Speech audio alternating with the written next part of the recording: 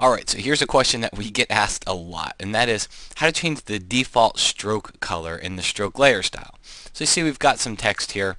If I just double click on this type layer, I'm going to get the layer style dialog, and I'm going to go ahead and click on stroke. Now by default it always adds red, and if I move this out of the way, you see we get that nice red color here. Well, there's not a way to change the default here, but I'm going to show you a little bit of a workaround to do it. Go ahead and change your stroke color to whatever you want it to be. We'll use white for this example. And then maybe I'll even change this to inside. And now you can see we've got a white stroke around our text here. The next thing you do is just click on the new style button. Okay? Give your stroke a name, so we'll call it 3 pixel white stroke. Okay? And then click on the OK button. And then click on OK once more. Now, here's the thing.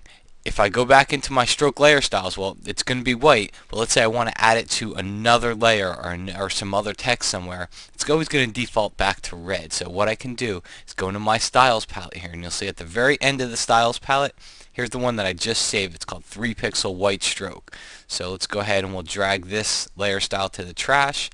And if I click on it, it adds that layer style for me. So while there's not a way to change the default in the layer style dialog box, I can't even talk today, there is a way to go into the styles palette. It's right under the window menu, and then you can go in there and actually add that style later on. Now do me a favor, go over and check out layersmagazine.com.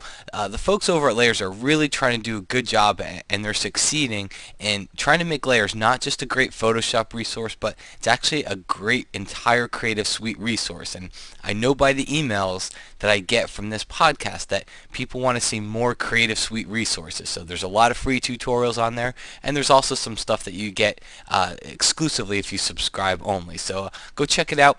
It's over at layersmagazine.com, and you can see there's a learning center, some free tutorials right in the middle area there.